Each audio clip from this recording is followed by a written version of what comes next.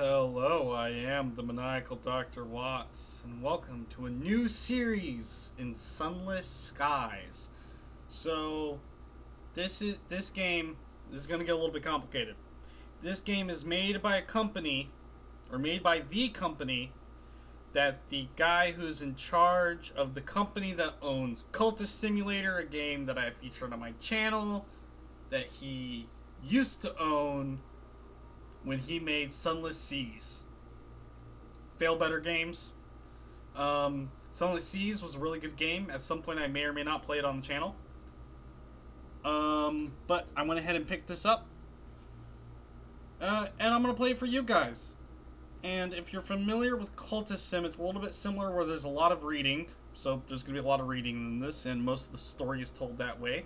And you'll see... We're going to be a train flown through space. We're going to do a legacy campaign. So we can only continue with our new captain. We don't have the ability to reload. So sort of not really an Iron Man per se. Something similar. Makes it a little bit of a roguelike-y. We're not going to have aiming assist. We'll keep these things standard. I haven't actually tried enough to see how difficult this game is. And I can't remember which part comes next.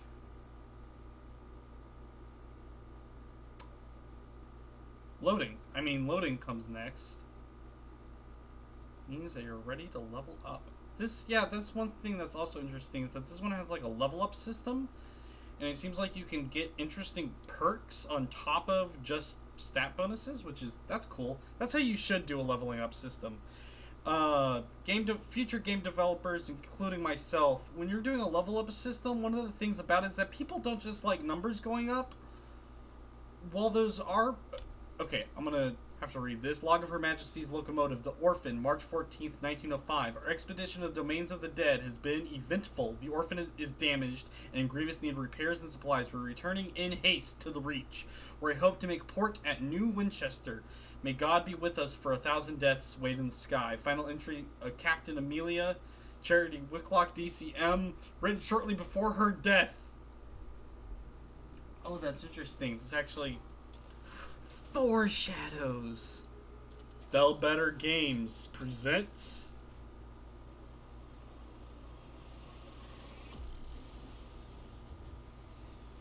like the noises.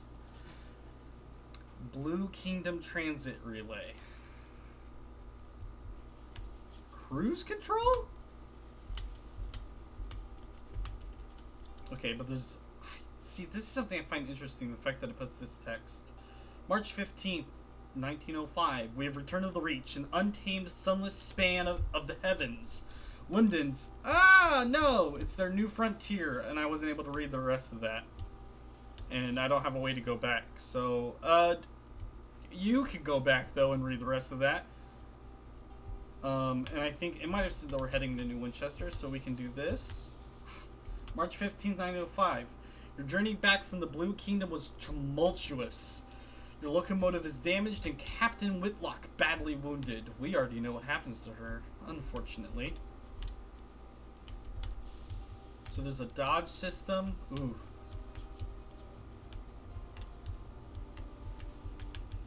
As first officer, the crew look to you. The nearest station is New Winchester. Can you get the Orphan there safely? It's a day later. Interesting. Oh, our terror's going up. Much to the relief of your stokers, you find a barrel of fuel among the detritus. So I think I'll talk a little bit more about what I was saying earlier, once I finish starting this off. A wreck drifts here, less fortunate even than you. We should scavenge her for repairs, a crewman suggests. The wreck hangs in the sky, pocked with recent gunfire. You and the boarding party don your sky suits, garments of waxed canvas lined with felt to protect against the cold of the sky. Two of the crew are whispering as they dress. What business did Captain Whitlock have in the Blue Sky Kingdom anyway? Why am I calling it the Blue Sky Kingdom? The Blue Kingdom anyway. Why the devil did we trespass on the districts of the dead? You silence him. Now's not the time. We can leap across the wreck. The gap between the two engines isn't wide, but the endless fathoms of heaven gape beneath it. I really... delicious writing. You jump. Your stomach lurches with vertigo as the stars blaze above you and below. The air of the heavens is thin and torn by unpredictable winds. Then your boots hit the running board of the Osmodeus, and your leather-gloved hands fumble for a hold. One of your companions throws you a line, and you lash the two engines together. Only then do the rest of the boarding party follow you. One of them forces open an exterior hatch, and you clamber inside. Her interior is cold, unlit, and whistles with wind. Your party lamps spread buttery light over the narrow, paneled passages. You make your way towards the hold, stepping over bodies crumpled in the corridor. Unfortunately, your way is blocked. A bulkhead has been mangled inward by a well-aimed barrage. So we can either clear the obstacle, which is a test of strength. I didn't pick what I have, though. I find that interesting. Or we can lead the party on a more precarious path. This will also have a 75% chance, though. So this is getting... Effectively, this is the tutorial of how you deal with skill checks. And that it'll be percentage based on some other thing. I think we're going to use veils. It was a success. The rest of the boarding party follow you without enthusiasm. You recall the first time you climbed outside an engine, helping the captain fix a leak in an exterior pipe. The wind had shrieked, buffeting at you. You asked the captain what would happen if you slipped. You fall, she answered, tersely. But where to, you asked?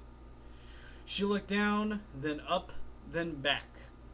The sky's depths spiraled all about you. Away, she said, and you heard her fear. Back in the present, you tumble back into the Osmodeus through a shattered window. Your party spill in after you, glad to be back inside.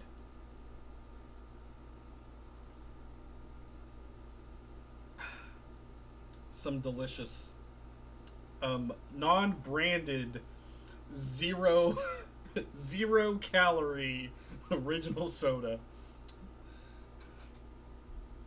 Or not non-branded, but store-branded. There's a generic brand. I don't know the word. You reached the... You've reached the Osmodeus hold, a ruin of smashed cargo and spilled supplies. Hopefully, somewhere amidst the detritus, you can find parts to repair the Orphan and restock your stores. We can conduct a thorough search. Your companions work quickly. The Osmodeus hull has begun to creak. Your actions on board may have compromised its integrity. Renewed, you find enough food and gear to restock your supplies and enough spare parts to make necessary repairs to the Orphan. The food will need to be thoroughly thawed, of course, but you've eaten worse in the skies. Oh ho! Cries one of your party, prying the lid off a long crate. It holds a cannon still nestled in straw. Another crewman pulls a battered birdcage from a pile of ruined cargo. Within the cage, something winged and furred opens a sullen eye. You examine your finds. The Osmodeus emits a long... so this is the same to give us... No, this second part isn't. From the chaos of its hold, you have retrieved repairs and supplies. And discovered some useful equipment. A gun that could be mounted to your locomotive and an educated bat. Mount the Jerusalem cannon on the Orphan. Her own weapons were damaged during the flight from the Blue Kingdom. That leaves you vulnerable. And this tells us that we can claim both this and the bat. Fire and Fury. The Cotteril and Hearthsage Jerusalem fire single shells to a good range more or less accurately. You order 2 of your party to get it back to your vessel and fit it immediately. The Osmondius groans again. The structure shudders spasmodically. We now have a Carolyn Hersage, Jerusalem. And this is the same. Liberate a defendant bat and employ it as a scout. The heavens are wide, so locomotives use scouts like bats to locate things of interest, ports, resources, wrecks like this one to scavenge. You can claim both this and the cannon. The bat treats its rescue as an inconvenience and immediately begins haggling over pay. You offer to put it back in his damn cage and leave it on the Osmondius, at which point it becomes more polite. You doubt it will last. The bat can talk. We can press on to the engine room. You might find more fuel there, but you had better hurry. The Osmondius will begin to tear apart. You will abandon anything you have not yet claimed from the hold.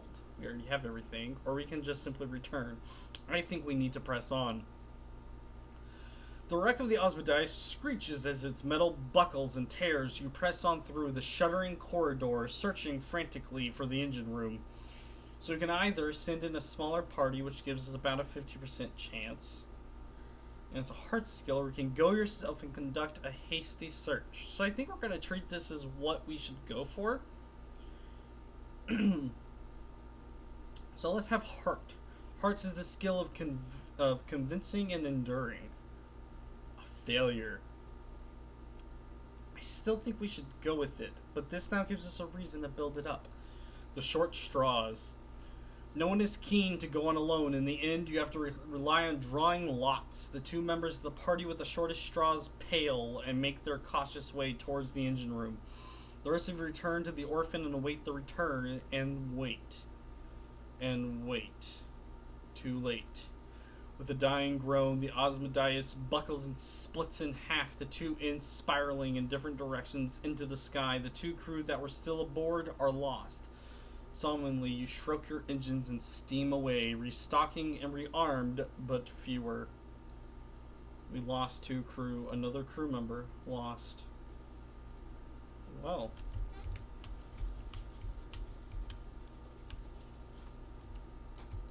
So we can send a scout out, and something that wasn't in Sunless Sea is that it costs supplies. Not much, though. Just a bit. Having found something. I am going to disable advice. So we have been summoned by Captain Whitlock. The walls of the captain's cabin are lined with hodgepodge of curios from across the sky. Captain Whitlock lies in bed. Black marks cover her skin like a monstrous brand. When she coughs, coils of acrid smoke pour from her lungs. So we can either inquire about the captain's injuries or approach the bedside. I think we approach the bedside. We're not going to inquire about the injuries. The captain opens her eyes as you draw near. She attempts to smile. Her mouth is blistered from the blue fires that dance on her tongue. Her hand grips your arm. Her skin is hot as a kettle. Made arrangements. The orphan will be yours. Her voice is just a rasp of burned meat breath. But promise. She breaks off to scream a word in a language that was not made for human mouths. When she resumes speaking English, she is weaker. Her request little more than a gasp. Promise me one last service. Promise. So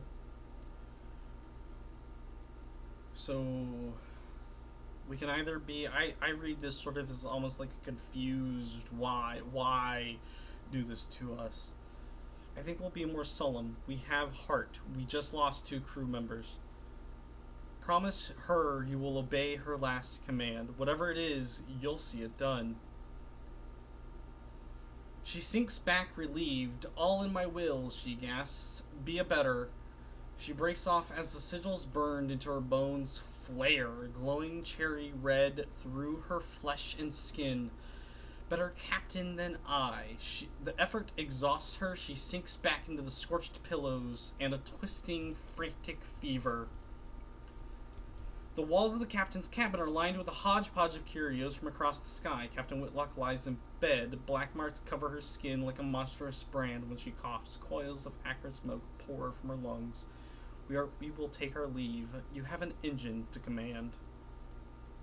Oh no, there's another thing. Oh well.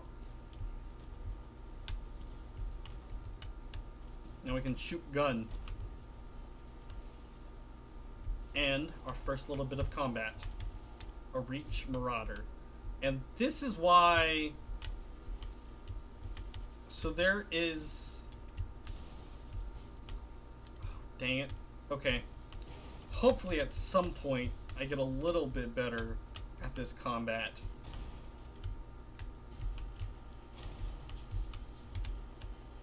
So we overheat.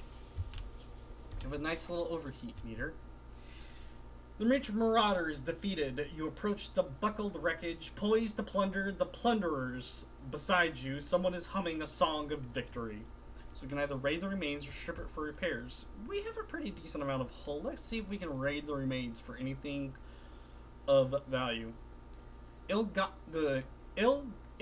gains. Your boarding party returns with wallets and watches, cufflinks, lockets, and keepsakes. You store them in a safe to be pawned when if you make it back to port. We now have 35 sovereigns, which we will find out shortly is the currency of the skies.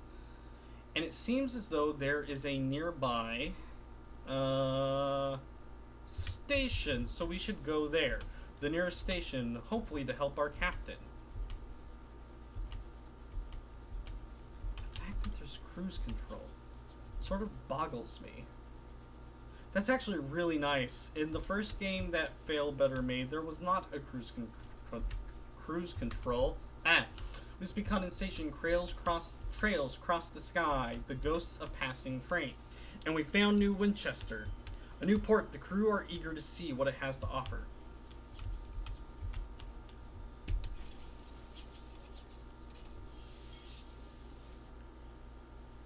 Arrival at New Winchester. You coast into the bustle, the din, the soot, and the steam of the Wolvesey station. It is clogged with other engines, scrappy mining locomotives from Lustrum Way, weathered explorers gleaming with frost, sleek company vessels with bright brass fittings. No sooner have you pulled into the sidings than a brusque station master bustles over. He requests to come aboard. I must speak with your captain, he insists, brandishing a ledger. The usual formalities. Look at the orphan's doctor. He has just appeared at your shoulder. His face is solemn, his hat in his hands. He lowers his eyes. The passing. The crew exchange bleak, wordless looks. The orphan itself feels suddenly more empty. The station master looks confused. You inform him that unfortunately Captain Whitlock has just passed. Ah, he says neutrally. Sorry to hear that. Very sad. Very sad. He waits for what is he considers an appropriate minute and a half before continuing. Alas, even amidst tragedy, the cogs of bureaucracy must turn. If Captain Whitlock is deceased, the station authority require their answers from the first officer. He dons a set of spectacles and locates his pin. It will be relatively painless. Name, background, purpose of visit, etc. Shall we begin? We begin.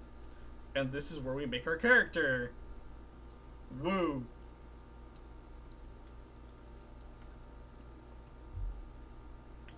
So what did I say? Heart and the other one's Veils. So I actually have a pretty good idea of who I want to go for. Half of these, so it's hearts, like hearts, irons, mirrors, veils. Hearts, iron, veils, mirrors. I don't know what the difference between all of these necessarily is. There might be more to it than just simply the fact that, like, what it changes is different. So I think I want to be a poet. A pen, the ink, the blank, monstrous page. of all these that we could go for, though. Or it could be a street urchin. I think I want to go with a poet, though. For our first time. You are a poet. Poetry was popular in Old London. Some poets sought fame, others art. Some simply enjoyed bohemian company. The preeminent artist movements have come into prominence. So,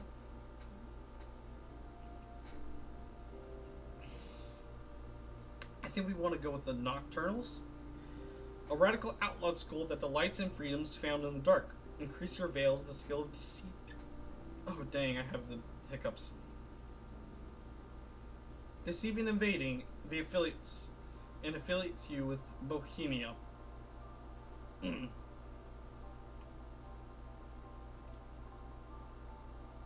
So our primary one is hearts. Now this one is also sort of interesting. So we can either acquire wealth, you want a comfortable retirement, and by comfortable you mean extravagant. Many have made their fortunes out among stars. Many more have failed, broken and lost in the drifting night. Will you be different? So we have to gather a substantial retirement fund, acquire lodgings at a hub port, and retire.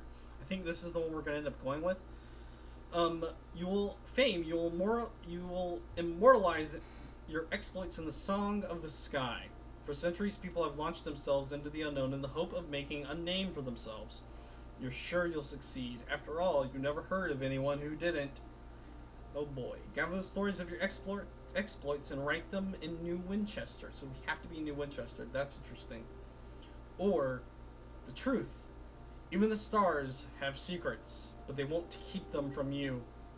A message from an old friend begins an unwise quest to learn a secret that the stars hide. What drives you? Curiosity, justice, insolence, whatever it is, it will be tested.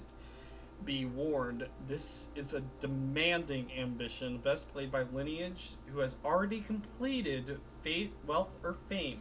So, I think that's what we're not going to go with that currently, because we're going to go with their suggested ones. We're going to go with Fame. And then we get to pick our portrait. Oh boy. Yo, an assassin? Assassino! No hat? I think I want one of these conductor hats. A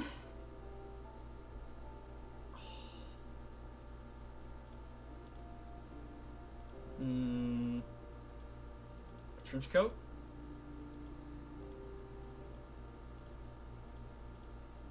What is that? What is this outfit? Yo. I like a nice collar.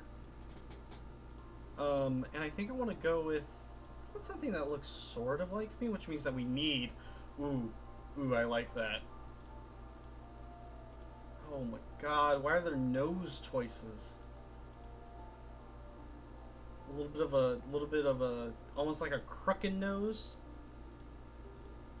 And I think I want the monocle. I think I want the monocle top hat. So many brows. What is this one? Oh, like you're wearing like sunglasses, but they don't have like a reflection on them? Yeah, ooh, okay. The NI monocle or the one, I think we want the one with the little chain.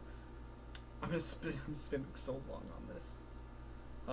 And we gotta go with the top hat. Top hat monocle. A man bun? I like this hair. This hair, this beard, this man speaks to me. And... Doctor? Do I be... I think I'm Dr. Maniacal. This will determine what people call your captain, but your captain's gender is up to you. So this is well, some of these are non, because like sister, archivist, principal, yeah, most of these. Brother and sister are actually the only two, as well as madam and sir. My lord. My lady. Okay, so there's a handful that are gendered. And I think this is what we go with. Yep. Yep. A nice suit and tie poet. Even though we're nocturnal? Yeah, I like it. I like it. Alright, so we have significantly more hearts. I don't think this is the best stat block. We'll go with it anyway.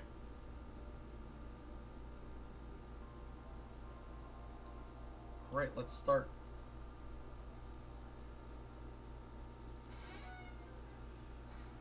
The reading of the will. 3 weeks have passed.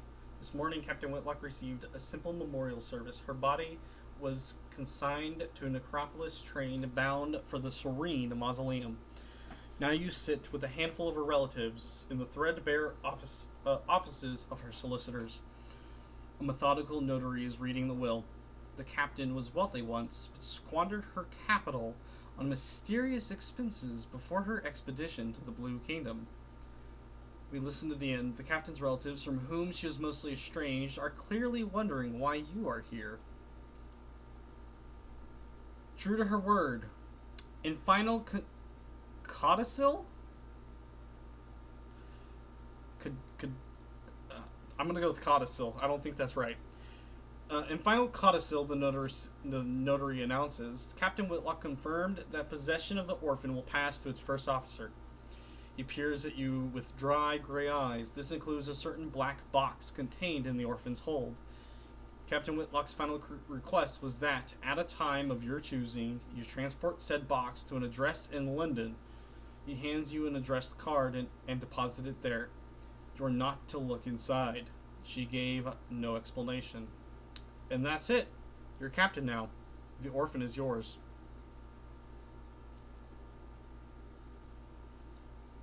So, we have Captain Whitlock's legacy. You can investigate the black box at New Winchester. We could take the box to London, as requested, or we can sell it and be done. We have been bequeathed a large black box which once belonged to Captain Whitlock and a handful of sovereigns. So, now we've sort of sunk our teeth into the main bit of the game. Sort of. We're close. We have a whole bunch of things we can look at.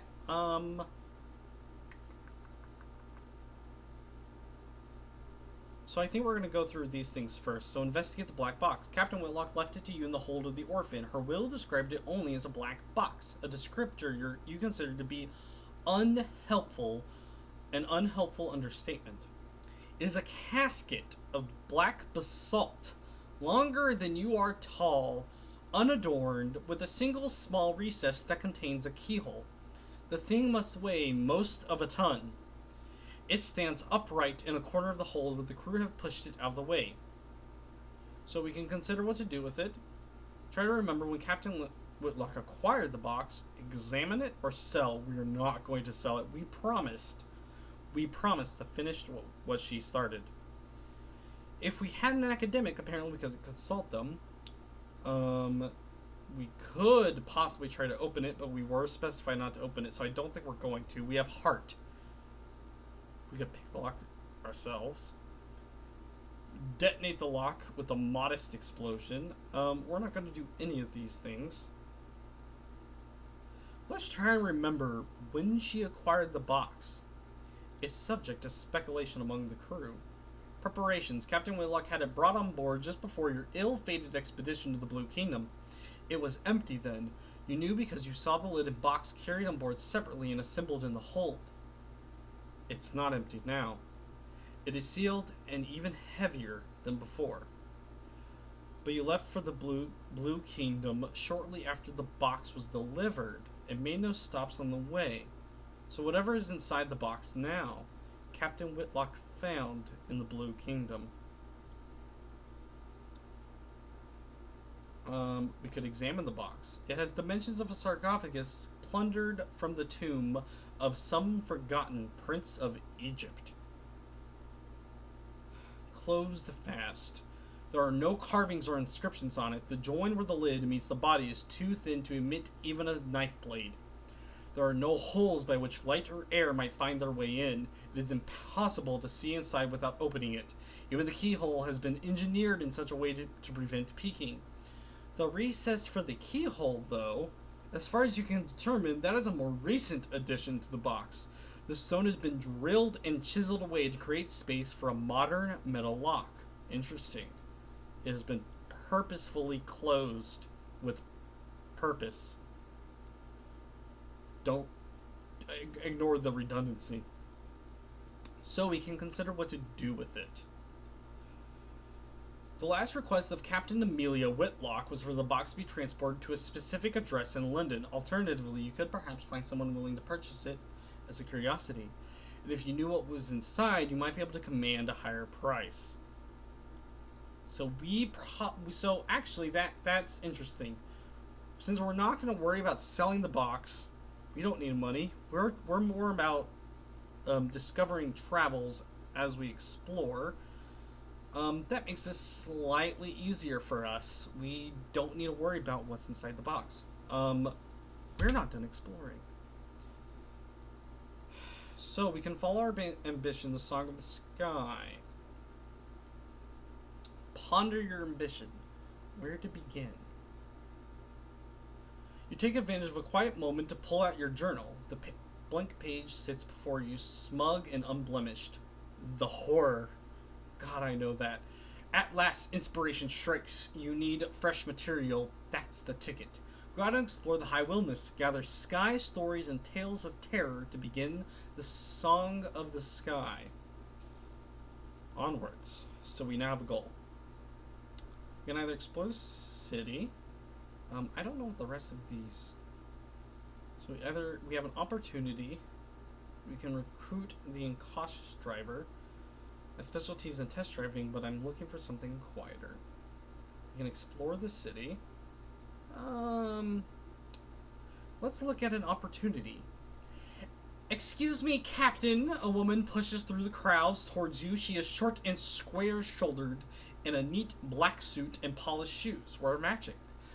She shows you the case of her pocket watch. It is embossed with the crown and hourglass of the London's Horological Office, the body responsible for ensuring time is consistent across the empire.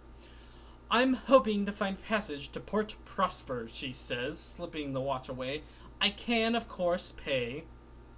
Offer her passage, or we can decline. Pay sounds promising.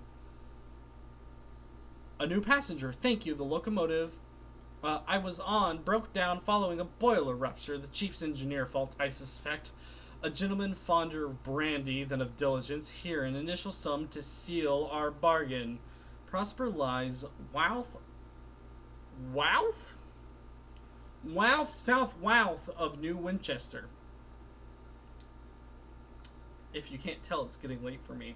Or early, depending on how you look at the clock. Not that there is such a thing as north, south, east, or indeed Wouth out here. Instead, London cartographers picked 4 of the brighter, more reliable stars visible from the Empress's new palace and named them north, east, south, and Wouth. Londoners value familiarity. So effectively, there's an in-game reason as to why up, down, left, and right are indeed north, south, east, and west. I had to double check that in my brain to make sure that I wasn't messing that up. So a different way to look at what she wants us to go, if it's southwest. No, west southwest. So it's to the right and down just a bit. Wait, never eat soggy waffles. It's left, down left in a bit.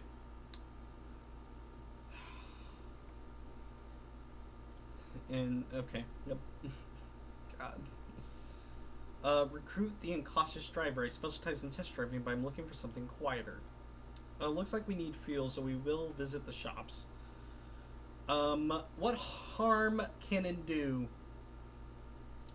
This will cost 20. Absolutely. This will get you a chief engineer who will increase your iron by 6, your hearts by 2, and your affiliation establishment by 1. That sounds amazing.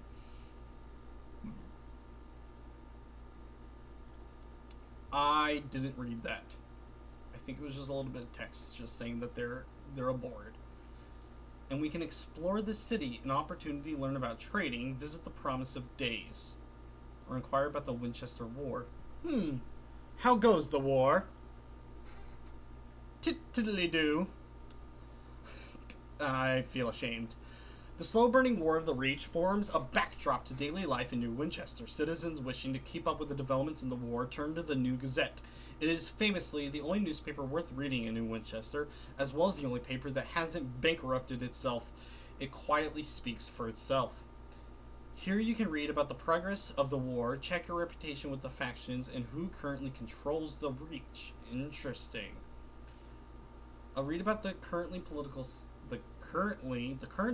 situation of the New Gazette. A careful analysis of the balance of powers of the Reach. You will learn who currently controls the Reach. And search the New Gazette for your name. Are they talking about you? What are they saying? I'm a little bit interested about what they're saying. One's reputation. Your name does not appear in any of the tackety-focused reporting of the war. Apparently, you are not considered worthy of comment. There's no mention of you among the stories about the Stovepipers' recent fortunes. You are not of interest to them. Interesting. Let's read about the political situation. The Assemblies run New Winchester from Victory Hall and seek to strengthen its hand in the Reach. London's proxy, the Wyndard Company, however, maintain a considerable presence in the Reach. Although New Winchester is still neutral ground, tensions are mounting within and without the port. Interesting. So we have two factions. Victory Hall. Yeah. No. Okay. The two factions are the Assembly and London. And apparently London is dealing with a proxy, the Wyndard Company. Whereas the Assembly are the ones who run New Winchester, but which is considered neutral ground from some place called Victory Hall. We'll have to find these places. Perhaps not. We can continue to explore the city. I think we want to visit the Promise of Days. Old pistons gleam on the walls. Let's find some words of advice. Instructions. 4 are gathered at their usual table. The masked citizen, a libertine, polymath, and a pioneer of the neo-nocturnal artistic school. The bedeviled didact, a scholar haunted by his discovery. The plucky baroness, explorer, collector, philantelist, and the spatchcocker Meg who hunts monsters. Of course, everything out here is jolly dangerous, says the Baroness. Few risk the skies, so news of distant ports is valuable. Collect port reports from the places you visit and deliver them to Victory Hall or Company House. The more you turn in at once, the more they'll pay. Look for other opportunities on the way, advises the masked citizen. Passengers who want transport to Richmond who need of bloody work, etc. Okay. So we can also learn about bargains and prospects. I'm not gonna actually ask them. It's really simple. Actually, I will ask them because I think they'll give us about prospects. This is what I'm more interested in. The didact says, fiddling with his innumerable talismans, an essential to topic. I don't know if he's repeating it because he's stuttering or if he meant to say to topic. Meg slides you a stool and the captain shuffle around to make room. The masked citizen buys you a drink of their own invention. It is violet and foggy. The plucky baroness gives you a brisk, encouraging grin. Ask away. Ask about markets or ask about prospects. Or we can ask about a trading opportunity. Let's ask about prospects. The masked citizen sips their drink. This episode's going to end up going long. The biggest port in each region has a bazaar where the captains do business. There you will learn of people at other ports prepared to pay over the odds for a commodity. You will accept the commission for a prospect. It's yours. When you accept it, you'll for a prospect. Other captains will pursue it. It is all fantastically civilized. Their smile is drool. You'll have to source the goods for yourself, of course, says the bedeviled didact. Find a port that exports them. The client will want to a certain amount. You will supply some or all of it, but if you are provided all that they need, they may furnish you with additional rewards. Accept prospects in the bazaars at a major ports. You can accept up to 4 at once. You may review and abandon them on your locomotive screen. So, markets. You can sell practically anything at a big trade hub like New Winchester. If you want to buy, though, you'll have to travel to a more distant port, each specialized in a particular export. Meg spits chewing tobacco onto the floor. No money in buying at market prices and selling at them, too, though. You want to look for bargains or prospects of people offering better money. Buy cheap, sell dear. And also, what's important is that we can only sell, not buy at major ports. Well, we can buy some things.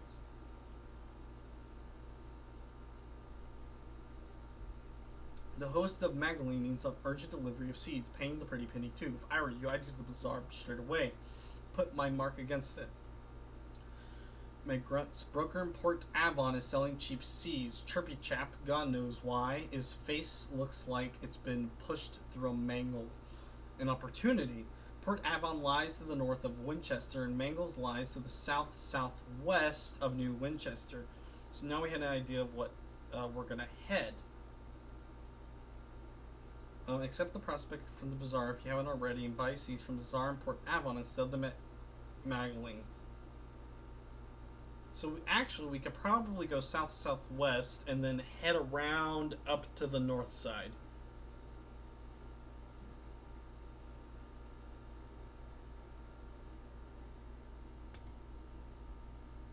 Using the area listen left. Yeah. Or wait, can we get the prospects here? Bargains. I think we can understand that. Yeah, I'm gonna bid them goodbye. I think we've been here for quite a while. There was one more. That was the thing that we could go up on. So we can either repair or hire on crew. First, I want to visit the shop. Go to the bazaar. Oh, we can find. Here we go. Seeds for Magdalenes. In sympathy for wary Skyfarer, its host will tell you that any lie you need to hear. Some of those lies require flowers. The amenable host wants up to 3 sacks of verdant seeds and will pay 80 sovereigns for each. Ooh, that's quite good. We're definitely going to get that. We can also get bronze wood for Port Avon. Now we know we're going to head to Avon, but we don't know where we can get the bronze wood from. Cricket session in Nye. Mr. Sharma of Port Avon will pay up to 5 consignments of bronze woods to furnish the village team with bats, bales, stumps, shin pads, and protective cups to minimize damage to delicate areas. Port Avon lies to the north of New Winchester. So we want to go to Avon first. So we want to go north first. So are we being given these things? I think we're being given those things.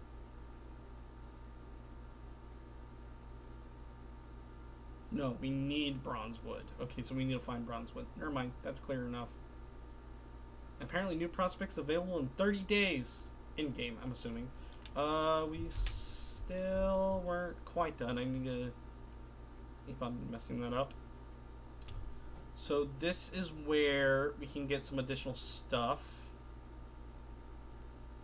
I don't think there's anything. A lot of this is really expensive. We don't have much. Let's see. There's also the engine yard. This is where we upgrade our ship. And oh boy. Yeah, those. Oh my god. Oh my goodness. Those are expensive. Fuel. That brings us up to 4, 5. We need some money on hand. How much do we have?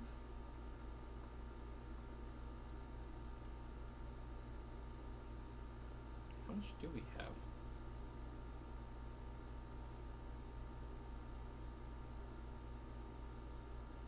If I go to selling, these cost 40, or we can sell them for 40 each. So likely if it's the place to go, it's cheaper than that. And we need 3. I'm guessing in our hold. Ooh, okay. 162. So 4, 8, 12.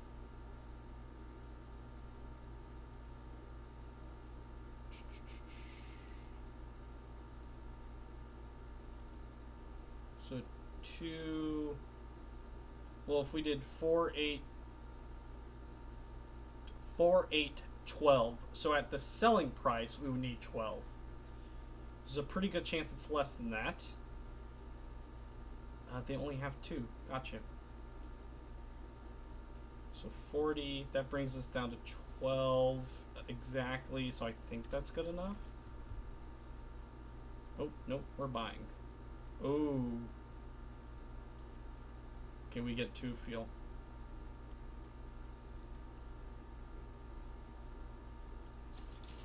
Hopefully that's right. We also have a passenger who's heading to Port Prosper. Okay. I think we're finally good to go.